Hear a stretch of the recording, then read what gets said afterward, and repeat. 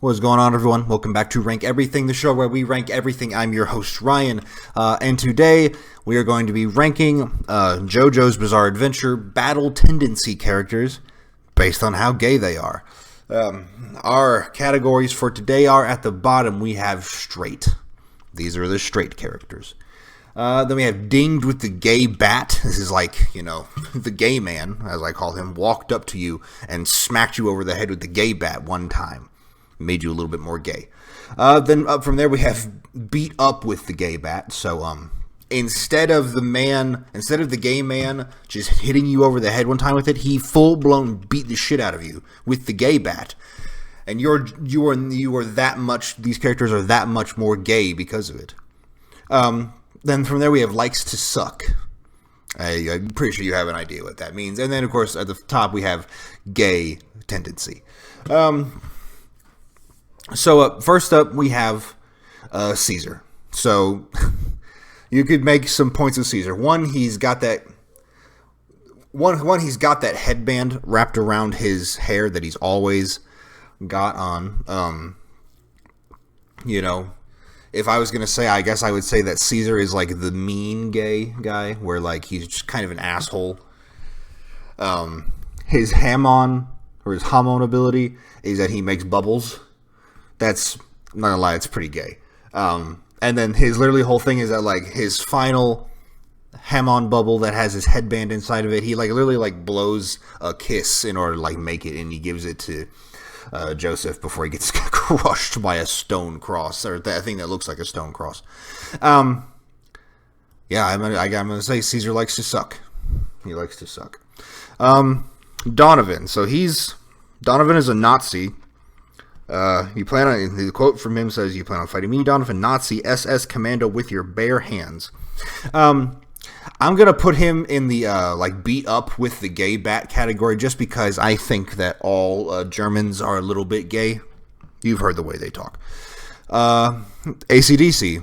So AC/DC he's one of the technically one of the four pillar men, if you want to count Santana. But so AC/DC is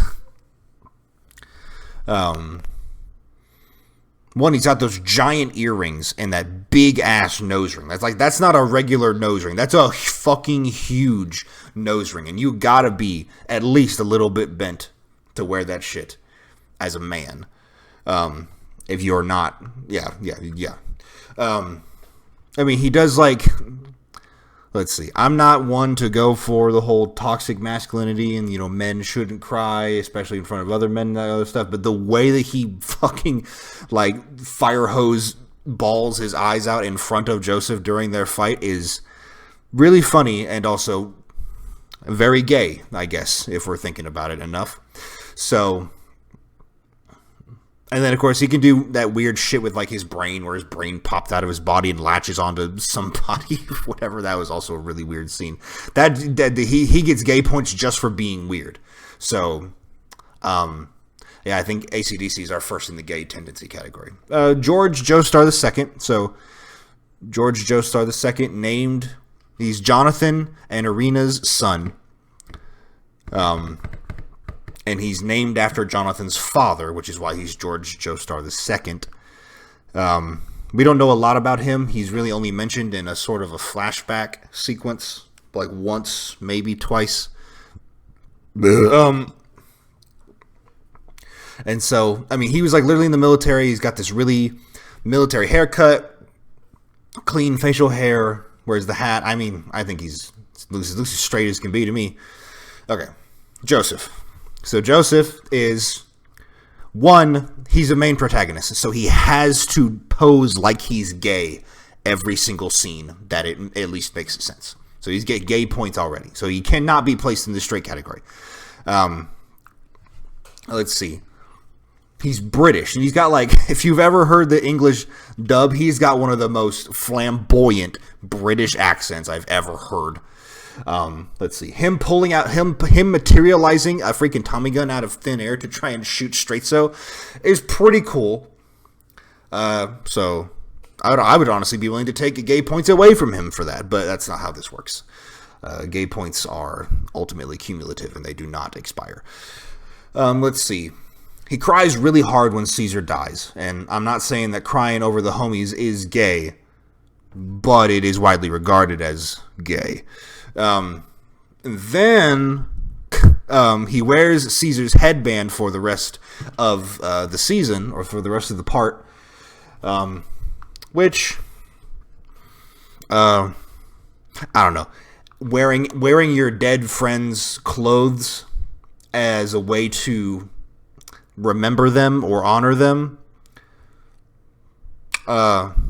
that's a bit gay. That's a bit gay. I love my friends, but like if my friend Eric fucking died in a car crash, I would not be willing to wear the shoes that he died in an attempt to honor him. I think that's too much. So I'm gonna give him some points for wearing the headband. Let's see. Oh, and then probably the biggest kicker of all. Sorry if this is a spoiler. Please skip ahead if you don't want to hear this. But Joseph, at the end of part 2, he gets married to Suzie Q, and then we learn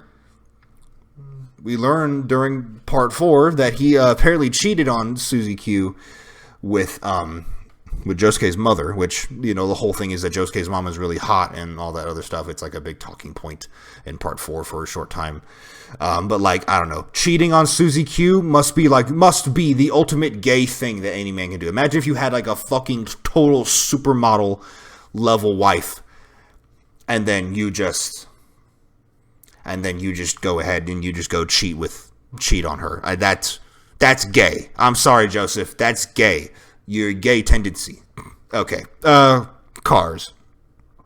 So one, in this picture, he's licking his lips. Gay. That's gay automatically. Let's see.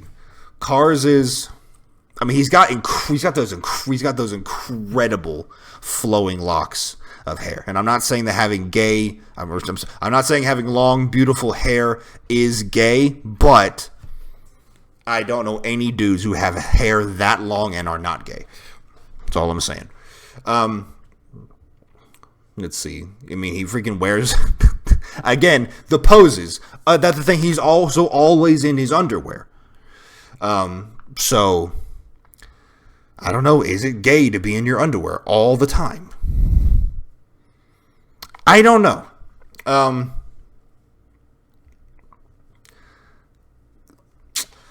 Let's see. He gets that horn on his head after he puts on the stone mask with the gem. I don't know. I would say I guess I'm saying that having a horn on your face is gay. But whatever. I don't judge. This is not judgmental. I'm just saying him having a horn on his forehead was really gay. But moving on from there.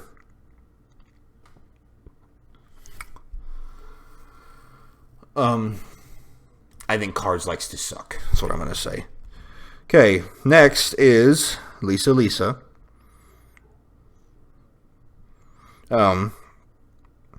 So Lisa, ultimate mommy character. Like, probably more so than anybody else in the entire series. Lisa, ultimate mommy character. With the ultimate reveal being that Lisa is Joseph's mother. Which makes those scenes when Joseph was spying on her very uncomfortable. But at the same time, I'm not going to say anything else. Lisa. So, I think Lisa is about as straight as a character can be. She doesn't do anything. She doesn't do anything outrageous, I would say. Okay, so here we have Loggins. And I guess I'm likely going to put Loggins and Msina in the same category, but so their whole thing is that they're basically, so when we meet them, because we don't know them for very long, we know them for a very short time, but Loggins and Msina are both guys tasked by Lisa to train Joseph and Caesar how to better master their hamon, and then both of them are killed. Both of them end up getting killed by the Pillar Men. So like freaking, I don't remember who Joseph trains with, but that one is killed by AC/DC, and then Joseph fights AC/DC. And so, or do they both die? I know that one of them is killed by AC/DC. I can't remember if they both die now, though. I'm drawing a blank on that for some reason. But so, Loggins and Msina, I mean, I'm just going to put them both in like the dinged with a gay bat category. I feel like there's something going on there. Next up is Mark. So Mark is also a Nazi. Damn. Let's see. His quote on the character website is, "Once I go back to Germany next week, we're going to get married." He's a friend of Caesar, drives Caesar, Joseph, and Speedwagon to the mouth of truth for Caesar's quest. He cooperates in hopes of stopping the Pillarmen's awakening. I see. So he's from the very beginning of part 2. So, I mean, he just looks like he's just this doofy young guy. I mean, yeah, call him straight. I mean, driving other dudes around, especially when you don't even know them that well, but it's also not for a job, is kind of gay. I'm gonna move him up to dinged with the gay bat. Arena, we already know, straight as can be. Grandmother, she's a teacher. She's wholesome. He does not get more wholesome than Arena. Speedwagon. So this is Speedwagon as an old man, mind you, because it's been like 40 or 50 years since part 1. So all the recurring characters from part 1 are now old people. So like that's why Arena is an old woman, Speedwagon is an old man, and of course it's at least Lisa, even though she looks incredible, she's 50. That wood. I have wood. Sorry. Speedwagon as an old man. He's much more. What I would say is that Speedwagon as an old man is much more cowardly. So it's like, I don't know. It depends on if you think that being cowardly is a gay thing to do. Because I've definitely known some gay guys who were very like courageous and brave and would definitely like cut a bitch if it came to that. But Speedwagon,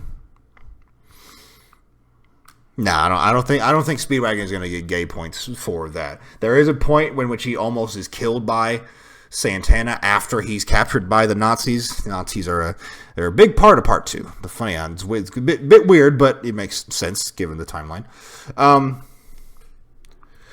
So Speedwagon as an old man, I mean, it's just, I guess I'm just going to put him in the dinged with the gay bat, because remember, he like started the Speedwagon Foundation to basically continuously help the Joestars as the generations went on by, all because of his friendship with Jonathan and the Joestar family beyond that. And I guess what I'm saying is that starting a foundation to help out your best friend throughout the generations, even after you both are already dead, is kind of gay. You dinged with the gay bat. Von Stroheim. So Von Stroheim, I mean, his whole thing is that he's like a German scientist, military dude. He's got like cybernetics all across him. Like you see his freaking robot eye right there. And he's got other crazy shit too. I mean, Von Stroheim, I mean, he's going to get points automatically because he's German. But he's so over the top that he's just gotta, I mean, he just beat up with the gay bat. That's all I'm saying. Santana, or Sanviento, if you prefer the English localization. But Sanviento, I mean, so he doesn't speak at all, and all the time we know him. And he's disconnected from the rest of the Pillar Men, and is sort of implied to just not be as powerful as them. And so, based on that, I mean, so so he tries to sort of kill Speedwagon at one point, and I guess that's not gay, but I'm going to give him gay points anyway because that's a dick move, and dicks are gay. The only other weird thing he does beyond that is that there's a scene where he breaks all of his bones and dislocates all of his joints so that he can fit his body through an air vent and sneak into this control room that everybody's hiding in. That is probably, it's legit. It's one of the craziest things that happens in part 2. Among all the crazy shit, because it's I mean, I don't know, every yeah. So it's a crazy thing that happens. It's so fucking unexpected. It's just outrageous. And so, what I'm going to say in that case is, you gotta be at least a little bit gay in order to even think of trying to do that shit. And the fact that he does it successfully and has no permanent injuries is crazy. He didn't say anything, but I think San Viento or Santana likes to suck. Smokey. So, I'm gonna be honest. Smokey looks like a twink. Like, look at him. He's just so. He looks like he looks like a twink. And so, I mean, gosh, it's just like. I remember, like, freaking, because he's at the beginning of the part, and then I don't remember how he ends up with Joseph again towards the end of the season. I don't remember how that happens, unless he's brought there by Speedwagon, which is the only thing that makes sense in my mind. But I don't know. I don't know how well, I can't remember how well him and Joseph knew each other before the beginning of part 2. And so all I can say is that, if I didn't know somebody very well, except for like a one-time crazy night that I had with them, but like not crazy fun, like crazy dangerous, because like that's the night that freaking Joseph like gets in that bar fight and Straitzo tries to kill them and all that other stuff. And I think that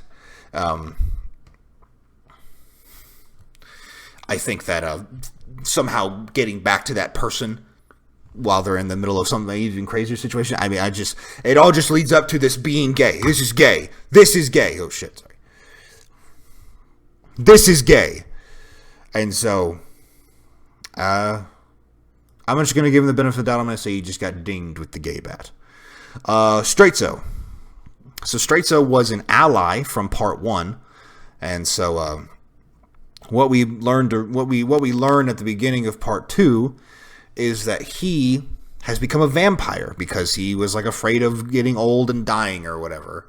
And so he becomes a vampire. He tries to kill Joseph and Smokey. And then it's this crazy ass scene where he's like inside a coffee shop and Joseph materializes a Tommy gun out of fucking nothing and shoots up the coffee shop with this Tommy gun one-handed while he's got his other hand in his pocket. Fucking what the fuck. Yeah, but then he freaking reveals that he's a vampire, and then he fucking dies somehow. I don't remember how he dies. And then it's revealed that he is Lisa's father and all this other shit. And it's just fucking, oh my god. It doesn't get complicated. It doesn't sound complicated whenever they explain it in the season, but I guess it feels complicated when I said it just now. But okay, so Straitzo.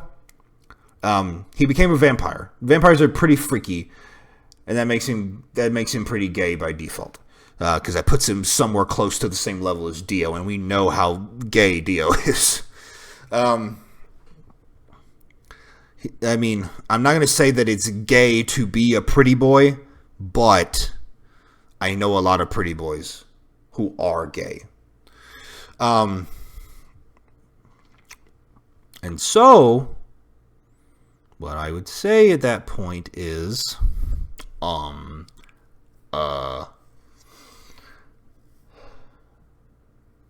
he goes in the likes to suck category. Like, bare minimum, likes to suck, because he's a vampire. Suzie Q, I mean, so Suzie Q's whole thing is that she's meant to be like the bimbo character. So the idea of the bimbo character in a movie or a TV show is that it's this extremely attractive character who only exists to serve as eye candy, basically. Like, they're pretty to look at, they're fun to engage with, but they don't serve a lot of heavy meaning towards the rest of the story, and they're typically only played for as like a love interest, and that's exactly what Suzie Q is. And again, ultimate gay tactic to get married to Suzie Q and cheat on her. Don't make no fucking sense to me, but whatever. I'm gonna put Suzie Q in the straight category. Wamu. I think of all the Pillar Men, Wamu is definitely the one who probably was straight. He was like the most honorable. Yeah, he was definitely the most honorable. I think he had like the manliest voice. Well, no, hold on. I just unlocked some sort of memory. I remember that Wamu had a horn. Did Cars have a horn? I swear I remember him getting a horn after he uses the mask. Whatever, I don't remember anymore. It doesn't matter. Wamu, just because of the way he's fucking dressed, I'm going to put him in the dinged with the gay bat category. And then Wired Beck. Oh, gosh. So this fucking guy, I don't remember anything about him. Let's see. Tertiary antagonist featured in part 2.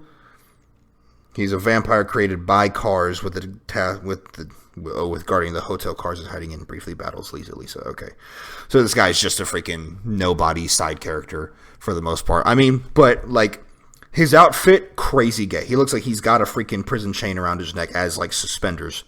And then his quote is, "Beautiful, incredible. That skin of yours, it's lovely here. What perfect timing. I've got a hankering. Embrace me and let me suck some blood through that porcelain white skin of yours." See, what he just said, even though he said it to a woman, was really gay. And he gets beaten up with the gay bat. Alrighty, but this is our official ranking for which characters from JoJo's Bizarre Adventure Battle Tendency are the most gay. If you all enjoyed this video, please subscribe to the channel to see more content just like this in the future. It means everything to me whenever you all subscribe to the channel and watch the videos all the way through. We are very close to 500 subscribers, so please, if you are not subscribed yet, subscribe to the channel. Help us reach that great milestone, and thank you. Leave a like on this video so that YouTube will recommend this recommend my videos more to you as well as others in the future. Also extremely helpful. And then finally, leave a comment down below letting me know what ranking you want to see in the future. It can be anything. The channel is called Rank Everything. Once again, thank you all for watching. Until next time, have a good one.